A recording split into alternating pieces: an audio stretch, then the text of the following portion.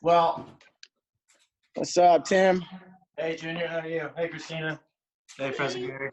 I saw Tim, a giant who spoke 6 feet away. Thank you. What's up, Tim? What's up, bro? You're good, you're good. All right. Yeah, we didn't even touch each other, which is weird for jiu-jitsu people, you know? Because whenever you see jiu-jitsu people, you see each other, you embrace. Like, hey, what's up, man? There was no embracing that time. All right. So, hey, I'm going to, let me just mute the first 3 minutes. Well, never mind. Just know that if anybody talks, the screen goes to that viewpoint. You know what I'm saying? So, hey, everybody.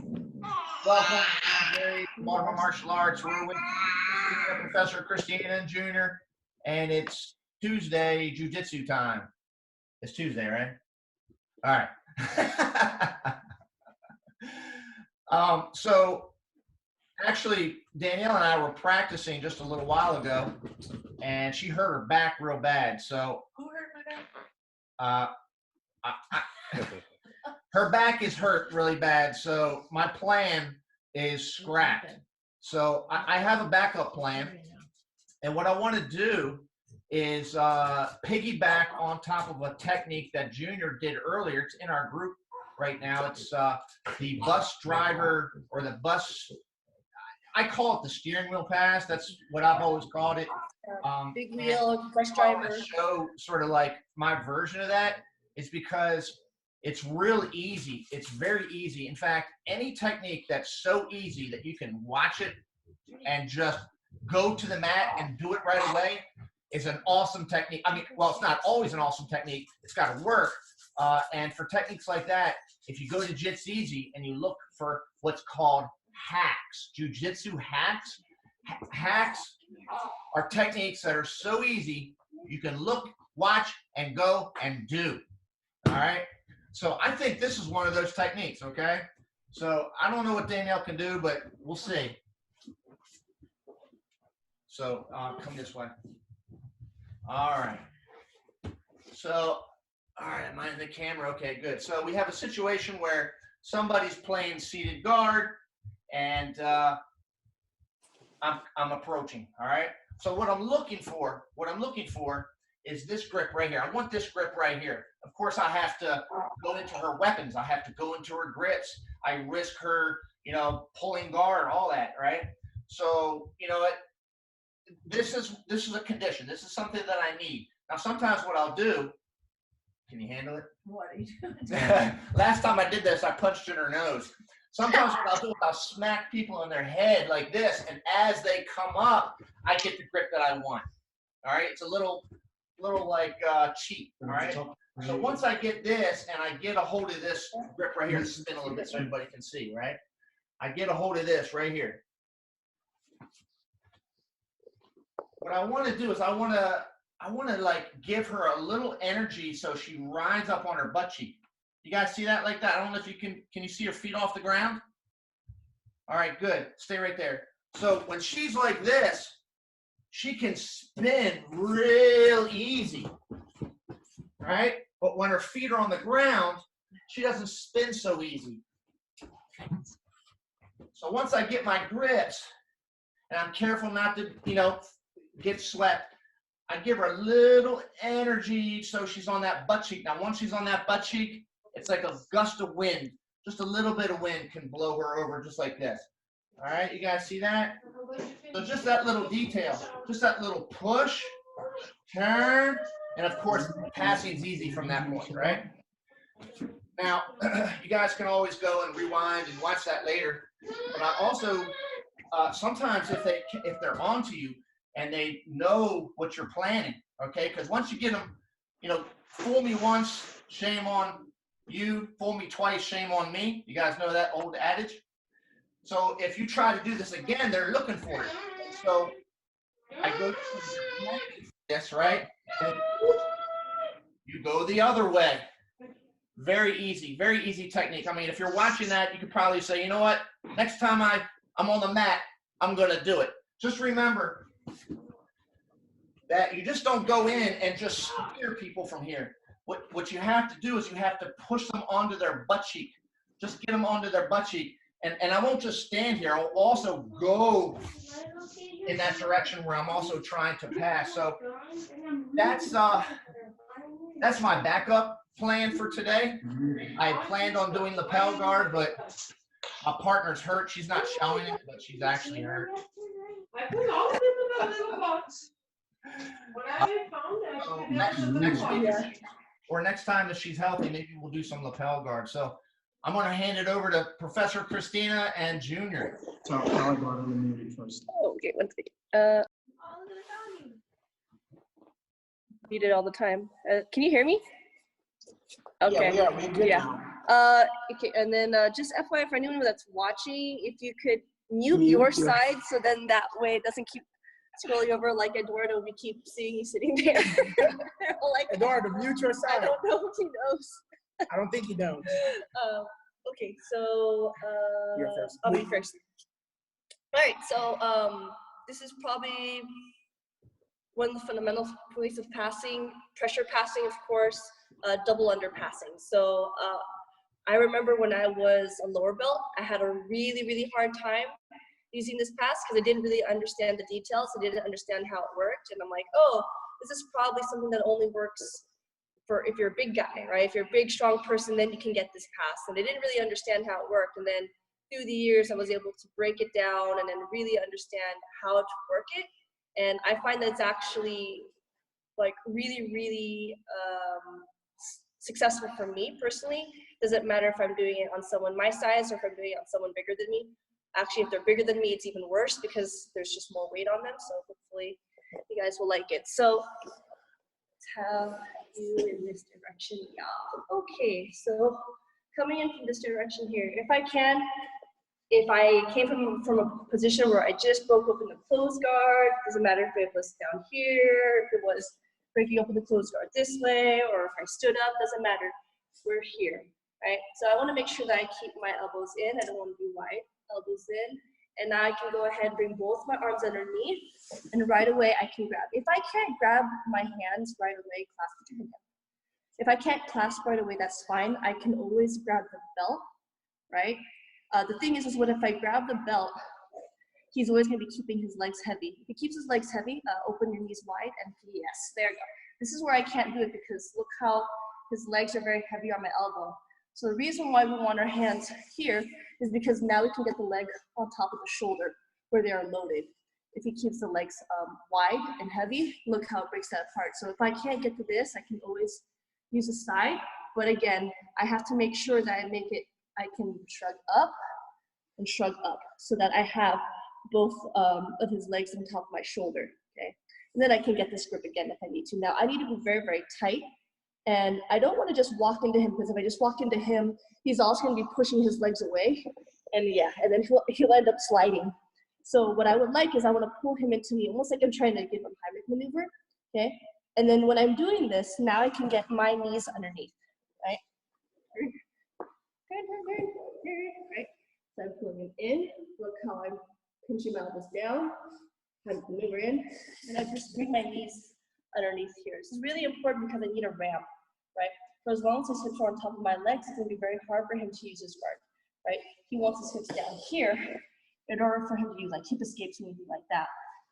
He's up here, it's really hard to do that, especially since I'm holding him tight here, okay? Let's see which way would be the best way so you can see. All right, I'll have to do a few different ways to change it. So once I'm here, I want to do a few things.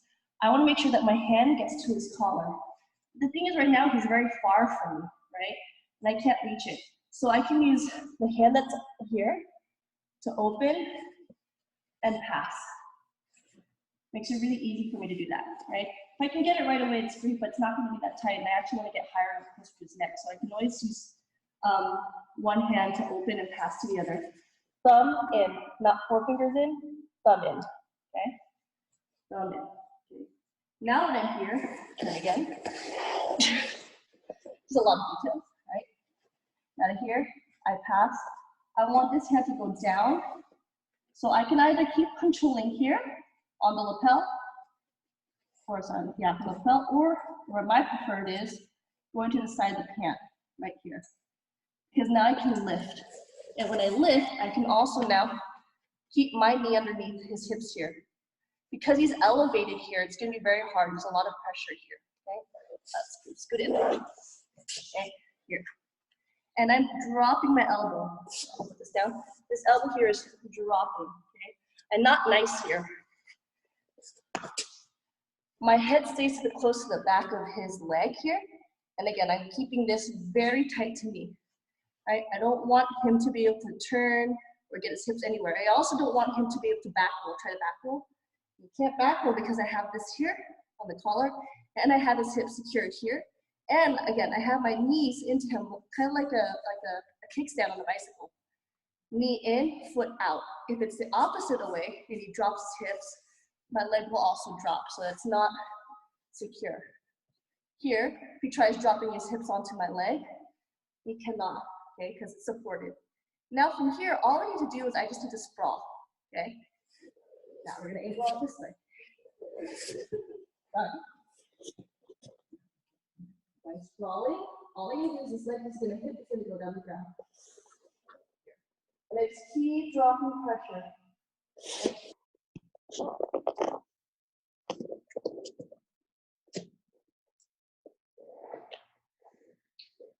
I don't move my head. Once it's ready, look how I can just keep here. And now I have a nice, really, really good pass here. I take my time with this. It's not meant to be fast at all. He's meant to be uncomfortable the entire time. So let's start from the beginning. I know I moved around a lot, so I'll try and stay in one angle. Can you get closer there? I think we should. Okay. Here. Here. Tight.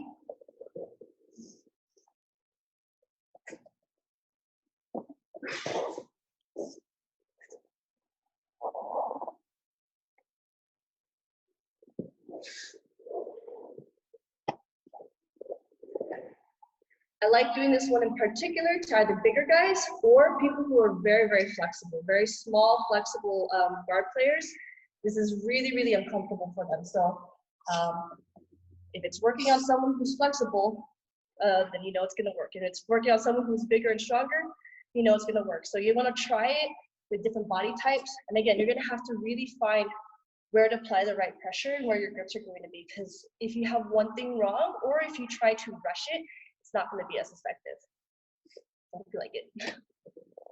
Hey, Kristina, I have a question. Yeah. I like the double underpass a lot, and I usually set it up, or I usually get it kind of off of like a scramble. I find myself with my arms around their waist. Mm-hmm. But where I usually get stuck is they've kind of kicked their legs out a little bit, and so I end up sprawled out a little bit before I can suck them in and pull that pressure and put that pressure down on top. And so what ends up happening is I'm just kind of in this stalemate and I'm hanging on there with my arms wrapped around their hips. I'm doing the same thing, Junior. I got a baby too, so. Yeah. Are your hands on the belt or are your hands close together? I still got the gable grip, No, but my head is exposed, so I end up getting loop choked right there. Been caught in that a couple of times. So you're probably like this as opposed to here. Yeah, right? yeah. Okay, so that means you want to be shrugging more. When you shrug, you can switch from side to side. So Okay. you're probably getting stuck like this, right? So you're here. Yeah. You're trying to do like this. Right. Yeah. So from here, what you want to do is you want to drop first more than anything. So when I get to here, especially if I stay here too long, if he lifts my elbow, he's gonna get the turn and get his leg out. So really important I can't be here. So as soon as I feel that he's stretching himself out, I drop myself and then look what I can do with my shoulders. 1, 2. Okay. Yeah. So I'm here. If I can't even focus, the same thing too. If he pushes my hands towards me, push the hands towards me. No, push it towards me. Here, yeah. So now I also can't stay close to him. Now I can't have any tightness. So it's really important that once it's here, I have to slide down. Okay. And then if he's still pushing away where I'm still too high, look at 1, 2. So I have to do this kind of like side to side to try and make sure that I get the legs in the right spot. This will be a battle because if they're smaller, more flexible, they will try to loop their legs out. So This is the reason why we want to make sure our elbows aren't wide open, but they are pinching. So then we can move our, again, pinch, move down, and then we can lift the shoulders to try and get close again, right? Okay, and then once you get close to you, then just arch or like deadlift back up, essentially. Okay. Yeah, you just want to make sure that from the moment that you get the double under, when you're hugging, you can't hug close to the knees. It has to be close to the hip. Okay. So if your chest is up to where the knees are, but your grip is by the hips, it's not viable. You have to make sure that everything from your chest to your chin to your shoulder and your arms are all at hip level. So you have to really, really bury yourself in there. And then again, pull very, very tight. There are also ways that you can do it too, is sometimes if they extend a lot and you can drop, which is kind of like a drop here again to get under as well. That's like a little bit more, I won't say advanced tip, but that might be something that you might do, because instead of being straightforward, they might also stretch themselves to one side. And the same concept applies, where you have to drop and lift one side so that you can kind of get them in the right place. That makes sense. Yep, thank you. Yeah. Any other questions? I mean, Eduardo, I think Eduardo's on, so just see if he says something. Well, I don't know what's next now. No, I'm good. I'm good. Thank you so much. He was quiet the whole time. I was on mute. Quiet, Eduardo. Everything okay, Eduardo? How's the family? Yeah, well, I can't complain. Yeah. That's good. That's good. You're getting a little chubby there. We need you back, right? Oh, yes, I am. Yeah, we'll lose all that weight whenever you guys come back. All right, guys. I'll show us one of the simplest ways to pass single under. And I hope you guys like it. Thank you. So again, same exact thing. Usually I go to my single under from the moment I break the guard open, which I usually do from standing, of course, right? I bring a person, I switch here. Usually I'm here. I usually go on my right side, which is my preferred side, right? This time around, Professor Kristina went here, right? For the double under. For the single under, I'll just go one hand, of course.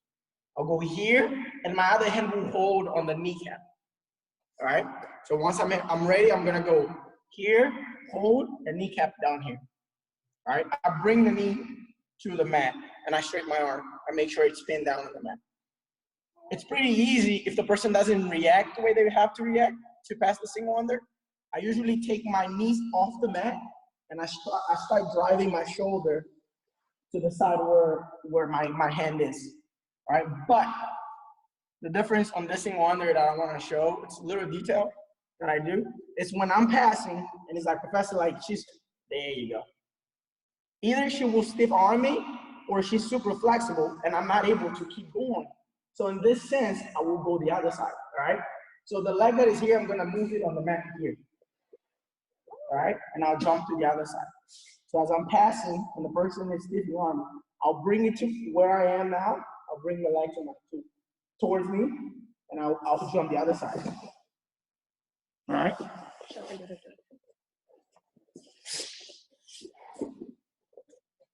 So again, right? I'm right here. I go in and I get ready for my pass, right? I take my legs out and I start moving. If I get the pass, guys, that's good, no problem. But in this case, I know how people will stiff arm me. And it's sort of like baiting them, right? So I get in, I hold, I start putting pressure forward. They stiff arm me, look, the leg right here. I move, look, I move and I jump. And I keep driving the leg. I make sure I keep driving the leg away from me, bringing my shoulder, my whole weight on the person's sternum or like belly. Sorry. Lord. I'm very fat right now, so Kristina's definitely feeling the weight. It's all right, you'll get yours. I mean, I felt it when you were passing. That was really nice. So one more time, guys. Here, I go in, one, and I make my grip. I hold the the leg, I start walking, the person defends. Now I bring the leg and I jump to the other side. Now I pick myself. Now from here, before I let this go, I don't know if you guys can see it. Before I let this go, I make sure I go under the armpit first. I bring the person, then I let it go. Circle, side control. You guys need to see it again, or is it good? Hey, Junior, I had a question. Yeah. When Kristina is stiff arming you, is she using both arms to stop you from passing? She has one on my shoulder and one on my hips. Okay. Yeah, she's using both arms. Yeah, it's gonna be hard for the one that's closest, the one that's on the collar, to do much of anything because his arm is here. So the one is gonna do the majority of the stiff arm. But if you want to have more strength to be able to use both hands, you have to be on your side. This is what he's saying, that like that's why he can't pass to that side, because I'm turning and I'm opening my leg wide and I'm stiff arming. Because if I stay flat, he could still probably get it. But because I'm like this. Yeah, that's what they're gonna do. Yeah. So you can use in a way that you have the mindset of, oh, I want to use a single, or I want to use this pass, specifically this pass, which is to single under pass. But you can also use it in a way, no, I'm gonna go past single under. I know that they all gonna defend. Everybody will react, And once they react, you already know, how to go the other side. And if you do use it, I think on a way to bait the person, I think it works quite better, because everybody has the same reaction. They all were gonna stiff arm you or start like shrimping or something. So if you already have in your mind that, okay, I'm gonna try to pass, but I'm just baiting him to show him, oh, I'm gonna go this side, but I go the other side. So it was much better for you, But if you get the pass, that's also good, So it's like win-win situation in this case. I'm so big. You don't get it. Anything else? Guys, any more questions? Professor's right here. I'm right here. We'll be doing more open guard pass on Thursday. And if you guys need a little bit more, Mr. Gary just posted on a group one other simple way to pass that I use. It's called the bus driver or steering wheel pass. Very easy to. He just showed in the beginning his way to do that. And I think he's gonna, this week, you guys just stay tuned. He's gonna post Professor Kristina's X pass. So again, you guys are getting more and more technique each day. If you go back to this, you're able to watch this.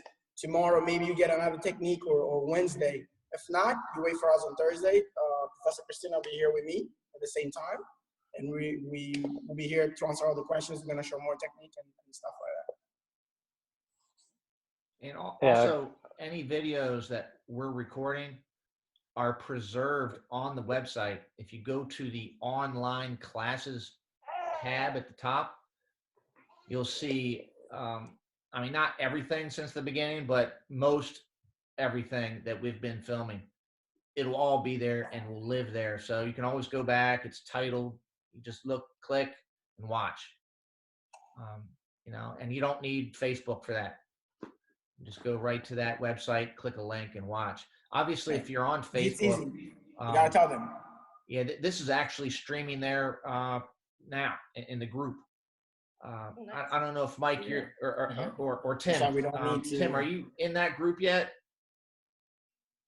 Yeah, I'm in the group, so that's how I was able to find all this stuff. So Tim is from Facebook and Eduardo is on Zoom from just Zoom. That's nice. Yeah, that's nice, right? Yeah, well, I prefer the Zoom format. I think it's a lot better than anything Facebook has. I'm on Zoom too, but I saw it through Facebook. Oh, okay. And Facebook can't do this, what we're doing now. Not like this. Yeah, Facebook is just a live video where you gotta express your questions through writing them on comments. Yeah. Yeah, you can't talk and like then a live interaction. Yeah, this is better. This is more like a live interaction. And I think in other different formats within Zoom, you can even have multiple screens open so you can see everybody at the same time. Yes. Do you know that one, Mr. Gary? What's Yeah, that? we have done that. Multiple screens. Yeah. Yeah, we have done that. Yeah, there might be a way to even change, but I think this looks good. Can you guys see 4 squares? No, we Just see the one? square that is talking. Yeah, you just have to for my phone, I just swipe to the left and it puts all 4 screens up there so I can see all 4. On ours, we see whoever is talking. Like right now, we see Tim. Yeah. Yeah. If Eduardo talks, we'll see Eduardo. And then he goes back to Yeah, I just did what Tim said, and yeah, I see all 4 now. It's pretty cool. That is good. That's pretty good. Yeah, Eduardo, this angle is much better now. Next time I'll shave. Your chest? You'll shave your chest? I'll dress up too instead of watching class It was naked. like, do you know he doesn't have a shirt on? Yeah, that's I'm what like, I was trying to say. Like, dude, that's you know. And then Daniel was in the room and he kept singing or doing some type of noise. So he kept going to you. So we could see you very little. Like, it's like, okay, all right, it's fine. You know, it's part of life. At least you're not like one of the ladies. I got to email you that, Eduardo. She was in a conference with 24 people. She goes to the toilet to pee, forgets that she's in the conference, puts the phone right there, and it just strips down. And the whole office just like, Karen. And she's like, yeah, that's definitely much better than that. And if you guys feel like you're getting soft, out of condition, you know that we have the workouts Monday, Wednesday, and Friday at 5. And it's working. Like, I mean, I think I'm in better shape right now than I have been for like the whole last year. That's good. And it happens fast. Well, it's good because you have like the time to actually commit to like just, you know, have anything else. Yeah. Yeah, working out. Yeah, when you're like first like, oh, I this guess is your job now, basically, you know? Aside from being in the computer and calls and emails, that's your job. Yeah, like, you know what? Some abs, you know, with the guys. That's good. That's actually pretty cool. Yeah. Hey, so I was listening to a jiu-jitsu podcast today. It was actually about pressure passing. And the one guy was asking, is pressure passing good for a larger body size? I mean, I know Professor Kristina just said that anybody can do it. They kind of said pressure passing. Pressure passing is good for everybody. And I'd say that the smaller you are, the more shocked the other person will feel. Like people are really shocked whenever I start using my pressure passing, and that pressure passing is actually what I prefer, mainly because the majority of my opponents are smaller or small like me, flexible, very fast, very agile. So if you give them space or room, they'll escape out of everything. So it's almost like the only way you can pass a flexible person's guard is to completely immobilize them with pressure. And then this is across the board. If you go to the ultra heavyweights, majority of the passes that they're using are going to be pressure passing as well, right? They want to use that size advantage that they have, and they want to use the force of gravity, right, to help along with it, and everywhere in between. I'd say if I were to pick what I prefer over speed passing or pressure passing, I would always pick pressure passing. And a lot of that's just because I'm a little bit more methodical when it comes towards setting up my passes. I don't like just going for anything. There are certain passes that are better off of reaction, right? Like certain knee cuts, you have to recognize positions right away in order to be able to take advantage of them. But pressure passing, you can kind of take your time to set up. And even if it's not 100% perfect, you don't have to keep going forward. You can kind of just chill, adjust, and then move forward when you are ready. So pressure passing is definitely good for everybody. It doesn't matter if you're white belt, black belt, rooster weight, ultra heavy. Everyone should have at least, I'd say, 2 or 3 solid pressure passes in their repertoire. Like something like at least 2 to 3 that they can like solidly like, yeah, this is what I will do. Like for me, double under, single under, and some sort of either knee cut or hip split type of passing is, and even the ones that like aren't necessarily pressure type passing, but they are take your time and make sure everything is right type passing, which it's like a different kind of pressure. I prefer those ones just because, again, I don't like letting my opponents scramble on me. I'm an athlete, but I'm not that athletic. At least I didn't grow up thinking that I was. So that's why my approach to passing is that way. I don't want to depend on athleticism if I don't have it. So that's why I feel like everybody can do pressure passing, because you don't have to be a super athlete to be good at it. Several years ago, Rafael Lovato Jr. Published a system on pressure passing, and he says he got it from Sanjay Ribeiro and his brother, and I studied that system. And what was cool about what he showed wasn't just the individual pieces or parts or the techniques, but how the techniques worked together to create a system. So like if the knee cut wasn't working, he had a follow-up pressure pass technique, maybe a side smash, and vice versa, side smash, knee cut, X pass. I think Kristina, you showed the X pass, that was in his system as well. It was, my point is, instead of just looking at moves, sometimes look at things in terms of systems or how moves work in harmony together. And when you can figure that out, what's the analogy? That the sum is greater than the parts? Yeah, it's my professor uses saying like it's like you do like teaching concepts, right? And then whenever I'm teaching, I'm always talking about like Lego pieces. I'm not trying to teach you how to build a complete set every single time. I'm just giving you a Lego piece, and how you decide to use that Lego piece is up to you, right? You don't necessarily have to use it to build a boat like how it came into a set. You can take that piece and use it to build a boat or a mansion or a castle or a landscape set. You can once you have a concept, you can take it anywhere. If you just focus specifically on just the technique as a whole, it may not be as versatile, but the concept will always be very versatile. So yeah, I think the analogy I was thinking of was a table. Like you can take a leg and a couple legs and throw them in a pile. You can take the top, throw it on the floor. But when you put those legs and that table in a particular shape, a table is much more than just those pieces. You know what I mean? So that, I think that was the analogy I was trying to use. But look it up. Rafael Lovato. I don't know, or Lovato Jr. I don't know what he's doing nowadays. Is he publishing? He was supposed to. He's doing MMA, but he actually, I think, will retire. I think he will retire, or he retired, something like that. He just made a post, I think, 3 days ago about the fact that he's focusing on. He was supposed to fight some jiu-jitsu tournaments in this month now that we have coronavirus going on, And he just opened his new school, which is like it's huge, It's like state of the art type of school. Like it's like 21st century, type of school. Like he just opened like a month ago, 2 months ago. So he was talking about the fact that he's not able to work on it now because of the whole situation with the pandemic. And but he's working from home. I think getting his schedule together. That's what he said.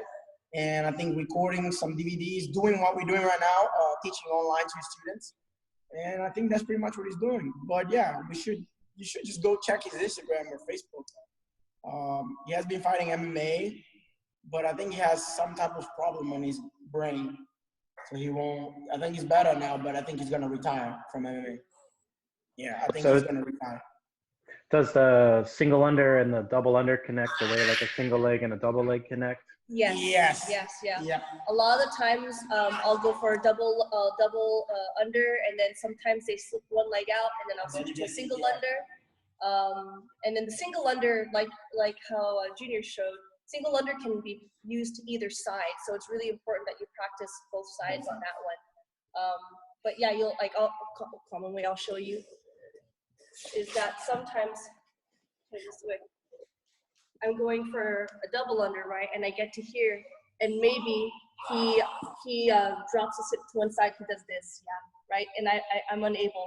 But what I can do from here is I am able to get to the collar here, so then I can again push myself in. I can go this way, and if he starts turning this way, I can go to the other side. So in the same way that, especially if they start dropping. Or another one that's really common is I get to double under, and maybe he'll. Let me show it actually. Sometimes when they get a double under here, right, and they have a tight, I can stick my arm in. Yeah, they do that a lot. And I can pull this out, right? If I take that out, I'm gonna go and put it into a triangle. And so this is a prime time for him. And that's why I was like, yeah, single arm is a lot, because they do that to me. Right. That's so when I go for I that. get to here, and then he sticks the arm in, right, and he starts doing that, right, and it sucks. So now I can't double under anymore. And if I stay here long enough, he's gonna pull the arm and he's gonna put me into a triangle, right? We don't want that. So I can hold on to the belt, right? And since he is committing to trying to pull my arm out, now is a really good time to start setting up like this. I like pinning the leg with my leg, or if you can, sometimes with the foot, depending on how flexible the person is. And then yeah, I can do the same thing here, or the other way. So definitely you can use them together. I think since we were talking about concepts, I wanted to put something out again. All this time, how long have we been, Mr. Gary, how long since I changed to managing the school? A year now? It's not a year. Is it a year? No. 3/4 maybe, something like that maybe. So one thing I always talk to Mr. Gary, like it's a curriculum. We always talk about curriculum. And he always asks me, Junior, are you just teaching? And I know, Mr. Gary, I have a whole curriculum, you know. It's like, okay, I need that, I need to see that. And he, like, now that we have this, it actually really works really well, me and him, because I teach something and he goes off of what I teach, or he asks me what we're doing, and then he adds on what he knows from all his years of using. So what I'm trying to say is, it is essential to follow up on techniques that go together, you know. And I agree with Professor Kristina, I agree with Professor Gary, I agree with anybody that tells me that it's better to build on stuff like A, B, C, D, then A, then tomorrow F, then the next day D, you know. You never pick up on nothing. But if you build up a curriculum, or you have you go from 1, 2, 3, 4, 5, I think the person is able to remember better. It stays with you. It truly stays with you. Quick example of a technique that usually are taught together from whenever you're a white belt. It's usually close guard. Then they go arm bar, triangle, kimuras. Those are 3 techniques that usually are taught together. So now if you think as you go up blue belt, purple belt, and you usually try to go for a triangle, and your triangle, for example, the person is Kate, usually people will go for omoplatas without even knowing that or without even doing omoplatas as much. I go through that. But I learned omoplata when I was a white belt. That's like 5 years ago. I don't even train omoplatas. But that's because it's instead of like just being taught like a move, I was taught like a system, you know, that puts together things like that. So I definitely agree that systems are better than just teaching techniques every day. So what I wanted to say is, me and Professor, we are not just teaching things every day. We're following the curriculum just as when you guys are in here. So if you guys follow all the classes and you go back, you'll be like, oh, this is together with this, together with that. Last week we did opening guard, and now we're passing open, how to open guard, and now we're passing open guard. Then we're gonna go from somewhere else, and then something else, and then something else, but everything together. Well, that's pretty much what I want to say. Can you show that escape or the counter to the double under that you guys just did, where you pull the arm out to get to that triangle setup? Sure. Thanks. I gotta do it on you, so you show me. The one that I showed, right? Yeah. The counter? Yeah. Oh, the counter. Oh, a counter. Sorry, English not my first language. So I go for the double under, right? I get to here. Maybe I don't get all the way together, or I get to here and he opens wide and he sticks the arm through and he gets to here, right? So if I stay here, he's going to pull the arm out and he's going to put me into a triangle, okay? Now, he gets to here. Now, something you should notice, see how I'm holding my hand on the belt here? I'm doing that on the other side, okay? So I'm holding onto the belt here. Can you see that? Yeah. What? What's wrong? Dude, I can't play right now. 2 seconds, okay? Sorry, guys. Apologize. Here, right? Right. So, because he's committed to here, I have to stay heavy on this. If I stay here, he's gonna pull the arm out very easily. So it's very important that I have to be heavy onto the side of the arm that he's attacking, okay? Now this hand is free to come in, and now I can frame it. I don't have to grab anything or like anything like that. I just have to bring it in so I can frame, and now I can push, and now I can bring, and now I can bring his knee to the ground. And I can also put my knee on top of his. That is really important. Now again, remember I said that his leg can't be low, because right here I can't really do much of anything. So I have to shrug again and make sure that his arm is on top of mine. If he stays here, he's also gonna end up hurting himself. He's gonna hurt himself, so he's gonna take his arm out, right? So from here, now I can use that grip to shrug to get his leg over my shoulder. And now I can grab and thumb in again, okay? Thumb in and grab here. Now, I can grab the pant leg and I can pass to this side, right? Very easily. Or if I can pass this way, I will, right? I always try to pass this way first, but he's not gonna let me, right? So because I can do this and I'm pulling here, all I need to do now is just switch. Head very tight, and I can pass that way. If he doesn't defend that way, of course, if he doesn't defend, then of course, then I can bring this. I can always, from here, grab. Or if you're like me, if you're like me, crossing, or you can backstep. So you can pass either way, whichever one feels better for you. I typically like passing to the outside, right? To the side where I'm holding the collar, because he's stiff arming me onto the other side. He won't let me pass that way. Hey, thank you. What kind of modification would you make for like a no-gi for double unders or the single under? I cup onto the shoulder. Yeah, I use double under. Doesn't matter if it's gi or no gi. Here for double under, same thing, walking in. I cup onto the hip and I cup here. And here's another thing I also do to help me, because he's gonna be extending himself, right? So what I like to do is I'll come up and I'll walk like this. So now look how easily I can get to his shoulder. I'll pinch my knees together and keep it underneath his butt here. So now I can stay here for a very long time. And I'm just holding. And I can just cup onto the hip. Here, cupping, not holding anything, just cupping. And then same thing. So you just cup.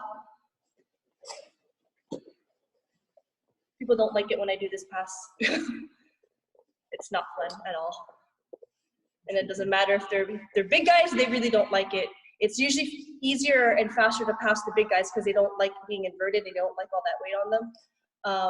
But even like especially like other females like me who are small and flexible, like it's not a fun place to be. And I know this because it's been done to me. This is the reason why I'm so good at it, is because this is one of the few passes that work very well on me.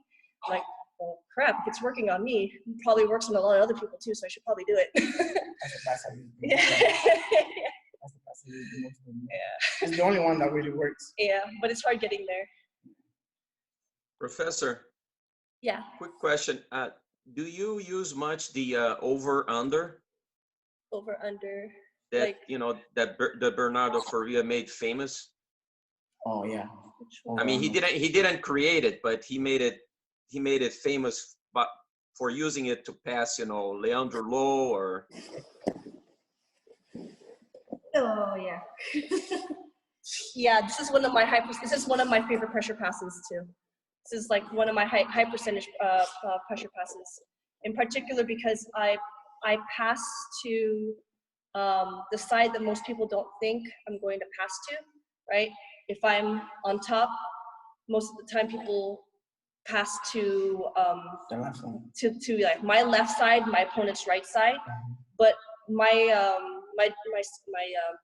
over under pass is to my right side, which just makes it really hard for them. Yeah, I get this one a lot more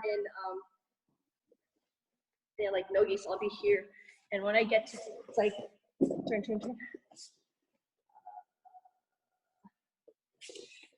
Especially if I know I got to this position here, I get my 4 fingers on the inside, so I can punch, and I can turn, I can punch, just like this, right? And when I get here, I aim my shoulder right about here, right at the bottom part of the ribs. And something that's really specific to how I do it is my hand that goes under, I hold on to the lapel here. Why? Because this is like a seat belt. So when I bring this down, I pull and I bring it down underneath the hip. Turn to the other side.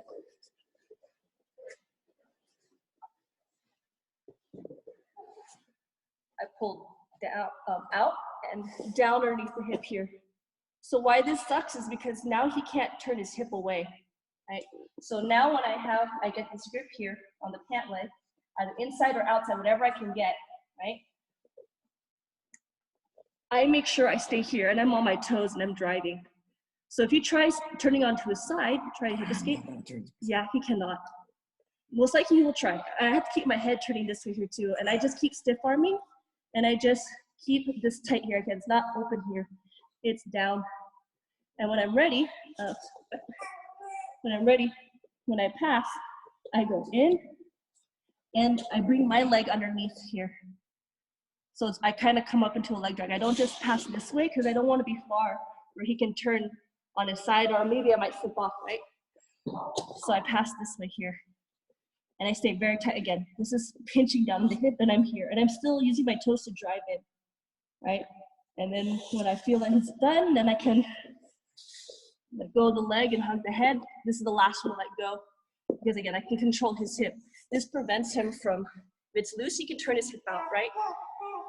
But if it's like this, he tries turning his hip out, it's really hard for him to do that. I'm only using one hand right now. So this is like a seat belt here. So this is kind of like the trick to how I do it, if that makes sense. How do you see my face? Why did you ask that? I love that pass. Yeah, this is one of my favorite ones.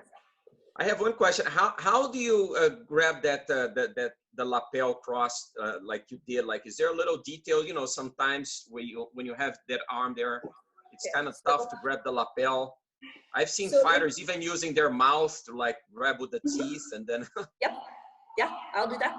If the keys happen to already be like this, it's pretty easy. Sometimes I can be here and I can just grab just like that, right?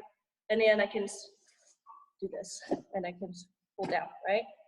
But sometimes I get here and I get to here and maybe it's not exactly perfect, or maybe I'm holding onto the pant instead, right? I wasn't able to get to this. I got to the pant, right?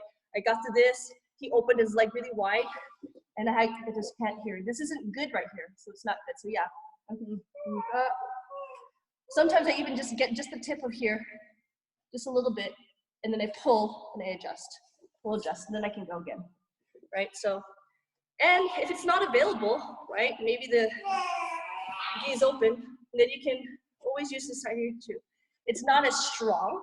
It's not as strong, but you can use it, and you can also again use the side of the pant here as well too. You can also use this, but the most effective one is this, if it's available. If it's available. If it's not, then it's not. But you can definitely improvise. Also the belt works too, but this is the best one because it works like a seat belt. Sorry, I dressed you. Thank Hey, you. I just realized I was changing a diaper when you showed the intro to setting up the double underpass. The over under. No, to go back to the double under. Oh, double under. I missed the very beginning, just getting the arms underneath.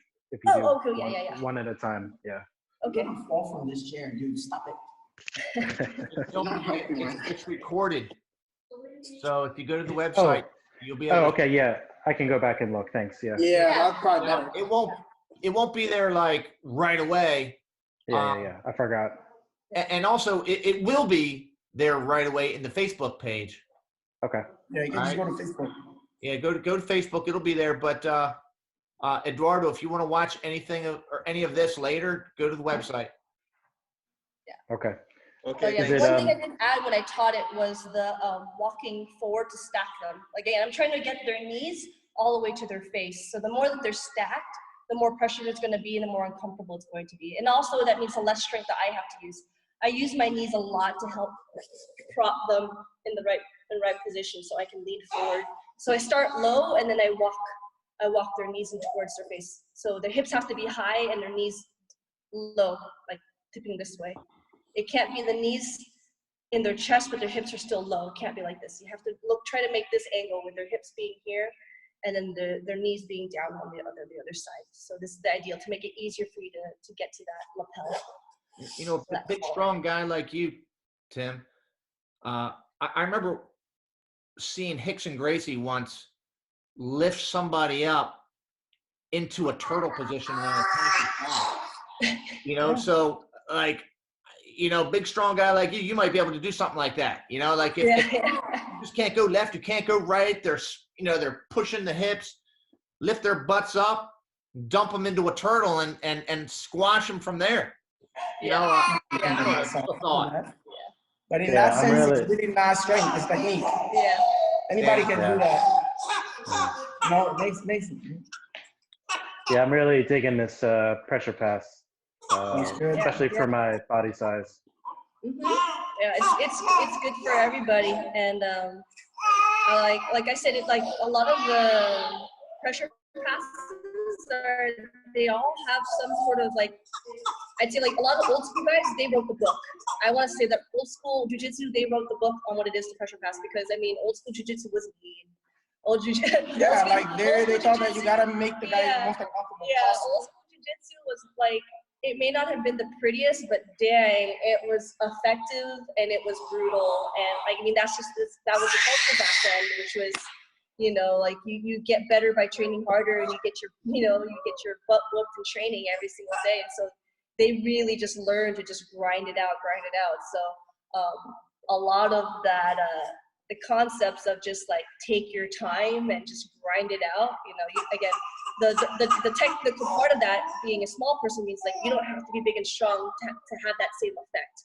If you cut the right angles and make the right grip and use the right leverage points, you can apply the same kind of pressure that someone, you know, twice my size can do without as much effort. So that's the key. The key is being able to do pressure passes without having to exert too much strength or energy. Like you can kind of just chill there. And that's when you know you've got it down. It's you're pressure passing and you're not getting tired. You're just hanging out, having a good time, and the other person's just feeling, you know, all that pressure, all that weight, and they're just like, man, I wish I were somewhere else. Like, I make the joke like, what did I do to deserve this today? Like questioning life choices. So if you can get to that point, you're doing it. You're doing really, really well. All right, guys. Hey, we're coming up on about an hour here. I hear dinner's ready upstairs. Yeah, we got a fussy baby. Hey, great questions today. We'll be doing this again Thursday, and also, you know, check the Facebook page for information. And if you guys have any questions, or if you want to see something in particular, send us some messages, or go to the Facebook page, or Eduardo, email me, and we'll bring it to you guys. All right. Thank you so much. This was great. Thank you. Yeah, hope you guys enjoyed Thank you, it. guys. Bye-bye. Bye-bye. Later. Bye. Mason says bye.